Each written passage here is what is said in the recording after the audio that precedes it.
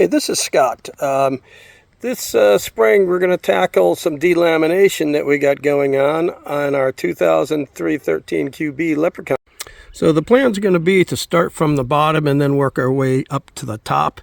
You can see on the side profile here when I press against the fiberglass, it's still pretty firm over here, but when I get to the middle here, you can see it's bubbled and up to about 6 inches away from the nose cap. So I taped off a 12 by 24 section, which is going to be the first area I'm going to work on. Next, I made a clamp. This we're going to clamp to the side of the RV, plywood and a couple ripped 2x4s to give it some strength and keep everything square. And I also coated the side that's going to be in contact with the RV with painter's tape. In the event we get some epoxy that leaks out, it would permanently bond to the wood and cause some issues in removing it. If we get some epoxy that bonds to the tape, it'll stick to the tape and we can easily remove the tape. Okay, as a trial, we're going to do a very small area. I have ran a strap across the cab, and I'm going to put my block of wood underneath in that small rectangle. I've drilled 2 small holes in the delaminated area, and we're going to put the epoxy in there and then clamp it down. Okay, now to mix the epoxy. So to mix the epoxy, first thing I do is I clamp a syringe so it won't spill over, and then I put 2 parts of the resin in and 1 part of the hardener. This is Max GPE. It works really well with fiberglass. And so I first pour 10 milliliters into the syringe and then add 5 milliliters and then take an old drill bit and stir it up. So then I squirted the epoxy into the 2 holes that I drilled in the delaminated area, put my clamp block on, and then tighten the strap. And it is pretty darn secure right now. I could press on this and I don't see any movement going on. So this has to cure for 24 hours and we will check it out tomorrow. Make sure that you have yourself a bottle of acetone, and this will clean up the epoxy. This is messy stuff to work with, so if you have any extra drippage as it's running down the fiberglass, you can wipe it clean with some acetone on a cloth. All right, after 24 hours, I removed the block of wood that was clamped against the fiberglass, and that first section is pretty darn firm now. It's nice and solid. So I moved up about 4 or 5 inches towards the front, and I had a little bit of flexibility in the fiberglass, so I drilled another hole and filled it with another 20 cc's of the epoxy, and now I'm going to clamp another board on there and let that sit overnight. Now as I'm working with the epoxy, I keep a damp rag soaked in acetone so I can wipe any epoxy off the fiberglass that drips on down. And you want to keep that real clean because that epoxy hardens real tough and it's tough to get off the outside of the fiberglass, so keep it clean. Okay, day number 3. I've done 3 doses of epoxy, and this whole area here is doing pretty darn good. I can feel it's good and solid. No more flexing or bowing in here. So now we're going to go up, and I've located 3 additional spots. We're going to do the next batch. Okay, for this next time I had mixed up 75 milliliters of epoxy, 50 of part A and 25 of part B, and I used 3 full syringes to fill the next 3 holes. Okay, we're back at it again. After filling the second set of epoxy, I'm very pleased. This is so rock solid here compared to up above. Yeah, you can see this is quite flexible still. I could push that in. Down here is rock solid. This epoxy did a fantastic job. Moving up to the next spot, the holes I'm going to drill are going to be right about where the blue stripe is. So I'm going to take off the blue stripe. This way the holes will be masked when I put the new stripe back on. Tools I'll be using will include plastic razor blade scrapers and some mineral spirits in a spray bottle. So I use a spray bottle, and I have mineral spirits in here and a little water. They don't blend too well, so you got to shake it up every now and again. And then these plastic scrapers, they just work awesome. You got to replace the blades often, but this stripe has been on here since year 2000 when the coach was made. This is the original stripe, so it's been on there a long time. And using these plastic scrapers, it comes off pretty clean.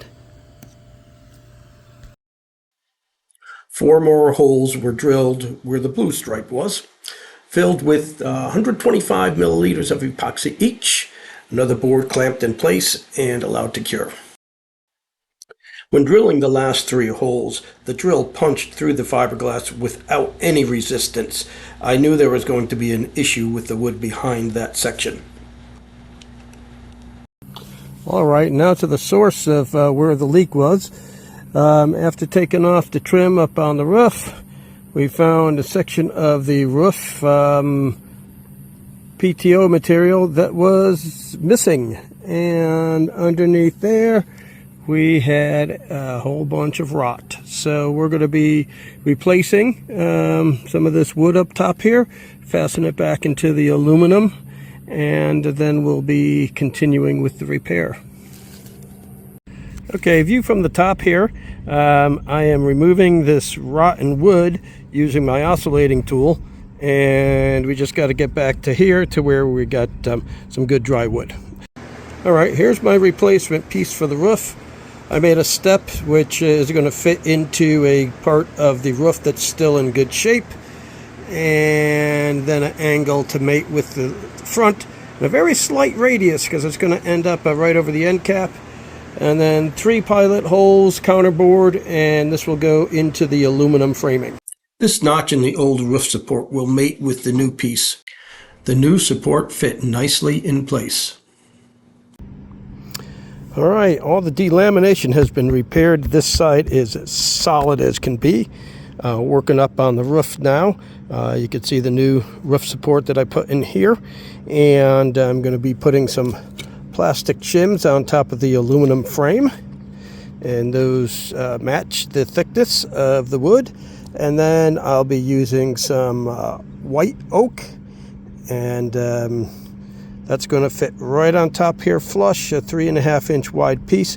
Will go flush to the existing roof, and then we will seal the joints and put some new roof on. Okay, got the replacement roof piece in. We coated it with epoxy for additional seal, beveled the edges here, so any roof material that rides up will have a soft corner. And we're going to give it a light sanding to take off any sharp edges from the epoxy, and then we'll be good to go. Well, the new piece of roof is in. In addition to adding some epoxy, I put some 3M 5200 around the edges. Doesn't look real pretty, but it will do the job just fine. Next, I'm going to prepare the surface to put the new section of roof on, and my go-to is the Goo Gone, and this here will take off this old butyl. I mean, it just softens it right up, and you could just scrape it up with a plastic scraper. Look at that. So I'm going to go back here about 6-7 inches back from the old roof where I cut it off, and make a rectangular section. Come back, and it's going to cover the first 4 or 5 inches of the overlap. Okay, the new piece of roof is installed flush against the roof cap and rolled very tightly with my roller, and very pleased. The damaged edge of the fiberglass under the screw cap needed some repair as well. Using some spare fiberglass sheet that I had, I sandwiched some fiberglass between 2 pieces of plywood and cut a 2-inch strip that I can use to repair the damage. Next, I use 3M Marine adhesive sealant. This stuff is really strong and it bonds pretty darn quickly. Also has some good stickiness to it. The fiberglass, when you get it from Rec Pro, is a ginormous sheet, and like I said, I pinched the sheet between two pieces of utility board. That way I can cut it on the table saw. I'll get a nice even 2-inch with straight edges. One side of this is the back side, and it has a darker hue to it. The other side, you can see it's whiter. That's the side that goes on the outside, and this side is covered with a plastic coating. After applying the adhesive to the back of the fiberglass trim, I laid it up against the old fiberglass and used clamps to secure it into place. 5200 was also used to seal the corners of the fiberglass. Well, I spent most of the afternoon cleaning off all the old adhesive off the edges of the fiberglass on the side and on the front. With the side clean, I masked off the drilled holes where I put the epoxy in, and we're going to put some body solder there. All right, body filler is applied, and we'll let it dry overnight and sand it in the morning. Before giving up for the evening, I decided to put the screw cap back in place. I applied new strips of butyl under the cap, and then assembled the trim and screwed it into place. So now for sealing around the edges, I'm using GeoCell ProFlex RV adhesive sealant. This stuff is awesome. There's the first pass of sanding with 320 grit. Okay, did some sanding, some wet sanding with 320 grit, and then another wet sanding with 600 grit. And the holes from the epoxy fill are nice and level. Shine's starting to come back from the fiberglass. Okay, everything is masked and I am ready to paint. Using True-Thane polyurethane paint from my local Napa store. All right, just about done. Just need a coat of wax and we'll be good to go. Good and shiny and ready for the road. Thank you for watching this video. Questions or comments? Feel free to contact me at This Old Rig.